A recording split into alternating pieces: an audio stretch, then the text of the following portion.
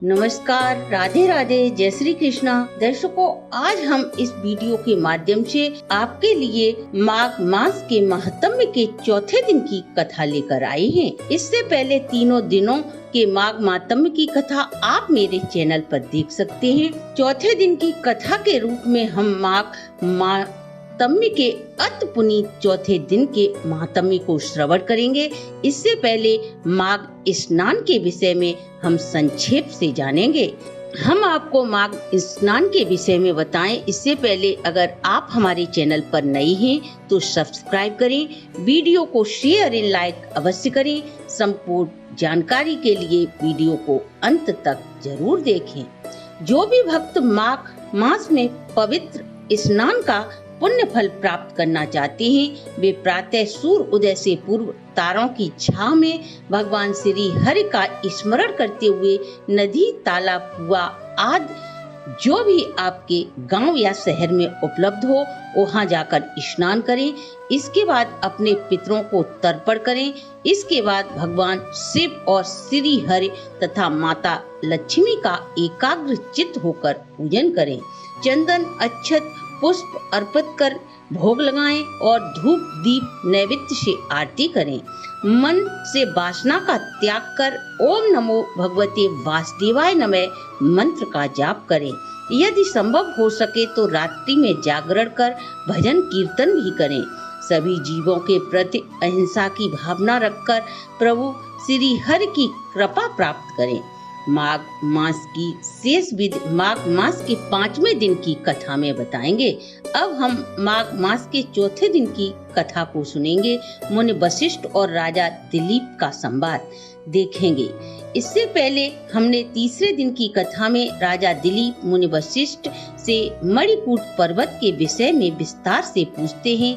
तब महर्षि वशिष्ठ पर्वत की सुंदरता के विषय में वर्णन करते हैं।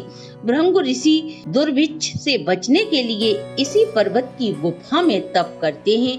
एक दिन वहां विद्याधर नाम का एक पति पत्नी का जोड़ा उतरकर भृंगु ऋषि के आश्रम में आता है और वह अपना दुख ऋषि से व्यक्त करते हैं। हे भगवान, न जाने किस पाप कर्म से मेरा मुख व्याघ्र जैसा हो गया है, इसी कारण मैं व्याकुल और परेशान रहता हूँ। तब भृंगु ऋषि उन विद्याधरों से कहते हैं कि तुम अपनी कुरूपता को नष्ट करने के लिए मणिकूट पर्वत नदी में माघ मास में स्नान करो। तुम पूरे माघ के महीने में पृथ्वी पर शयन करो। सारे भोग त्याग कर तीनों समय भगवान श्री हरि का स्मरण करो। तुम सभी पापों से मुक्त होकर सुंदर काया को प्राप्त करोगे। भृंगु ऋषि के ऐसे वचनों को सुनकर वह विद्याधर उसी आश्रम में रहकर माघ मास में स्नान करते हैं। भृंगु ऋषि उस पर्वत से उतरकर अपने शिष्यों के साथ रेवा नदी के तट पर अपने आश्रम आ जाते हैं। उधर विद्याधर का मुख माघ स्नान के प्रभाव से कामदेव के समान हो जाता है। इस प्रकार माघ स्नान समस्त मनोरथों को पूर्ण करने वाला है। वशिष्ठ ऋषि राजा दिलीप से कहते हैं, हे राजन, तुम माघ मास के पवित्र महात्म्य को सुनो। इस महात्म्य को कार्तवीर्य के निवेदन करने पर दत्तात्रेय जी ने कहा था। साक्षात दत्तात्रेय जी जब साहिब पर्वत पर रहते थे तब सहस्रार्जुन ने पूछा कि हे योगियों में श्रेष्ठ भगवान, मैंने सभी धर्म सुने हैं, अतः आप मुझे माघ मास का महात्म्य सुनाएं। तब दत्तात्रेय जी बोले, हे राजेंद्र, अब इस प्रश्न का श्रेष्ठ उत्तर सुनो। इससे पहले ब्रह्मा जी ने नारद जी से कहा था, वही माघ स्नान का संपूर्ण फल मैं आपको सुनाता हूँ। देश, तीर्थ, विधि तथा क्रिया के अनुसार इस पवित्र भारत भूमि में जन्मे व्यक्ति माघ मास में स्नान नहीं करते, उनका पृथ्वी लोक पर जन्म लेना ही निष्फल माना जाता है। हे राजन, जैसे बिना सूर्य के प्रकाश, चंद्रमा के बिना नक्षत्र मंडल शोभा नहीं देता, उसी प्रकार माघ स्नान के बिना मनुष्य शोभा नहीं देते।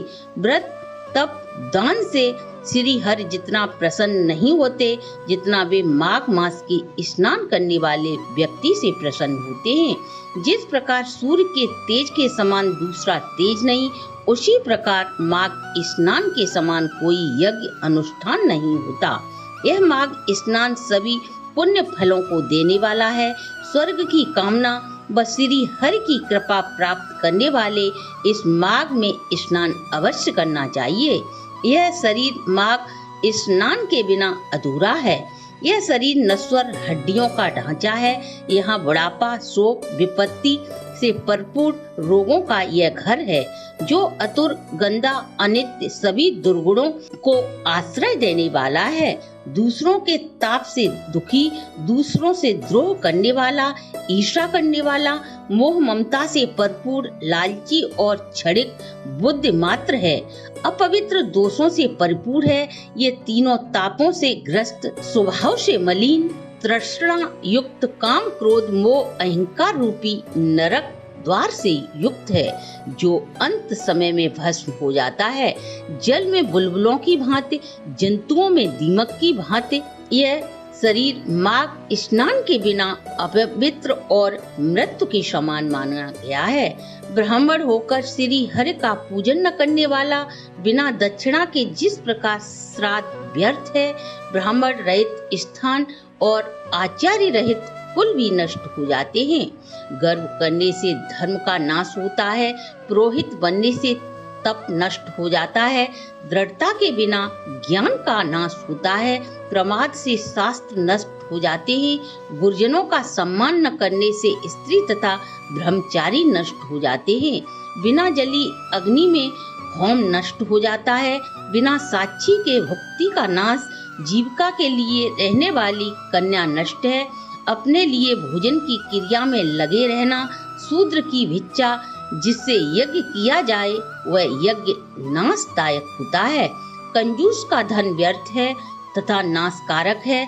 बिना अभ्यास के विद्या विरोध करने वाला राजा, असत्य वाणी जीविका के लिए तीर्थ और व्रत, संसार में नास्तिक होना, श्रद्धा के बिना सभी पारलौकिक क्रिया आदि सभी व्यर्थ हैं। हे राजेंद्र, इस लोक में जैसे दरिद्री मनुष्य का जीवन व्यर्थ है, वैसे ही मकर के सूर्य में सूर्य उदय से पहले स्नान न करने वाला मनुष्य बिना पाप छुटकारा पाए स्वर्ग में जाने की इच्छा करे तो वह व्यर्थ ही है। ब्रह्मघाती, सोना चुराने वाला, शराबी, गुरपत्नी गामी, इन सभी का संसर्ग करने वाला माघ महीने में सूर्य उदय से पहले स्नान करके पवित्र हो जाता है। मनुष्य के पातक माघ स्नान करने से भस्म हो जाते हैं। माघ मास आने पर सब पाप यह जानकर कांपने लगते हैं कि इस पुरुष में स्नान करने से हमारा अस्तित्व नष्ट हो जाएगा। जैसे मेघों से मुक्ति पाकर आकाश में चंद्रमा चमकने लगता है, उसी प्रकार यदि मनुष्य माघ स्नान शुद्ध मन से करता है तो चंद्रमा की कलाओं के समान प्रकाशवान हो जाता है। वाणी, मन, वचन, कर्म से किए गए सभी पाप सभी नष्ट हो जाते हैं।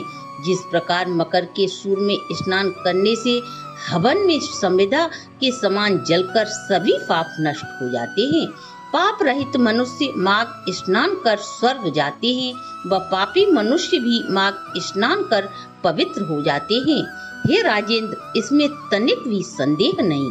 श्री हरि की भक्ति करने की तरह पाप नष्ट करने का सबको अधिकार है। यही सबसे बड़ा मंत्र और तप है। माघ स्नान कर हम अपने पापों का प्रायश्चित कर सकते हैं। जिस प्रकार जन्म जन्मांतर के अभ्यास से आध्यात्मिक ज्ञान की कुशलता प्राप्त होती है, यह माघ स्नान अपवित्रों को पवित्र करने वाला महान तप है।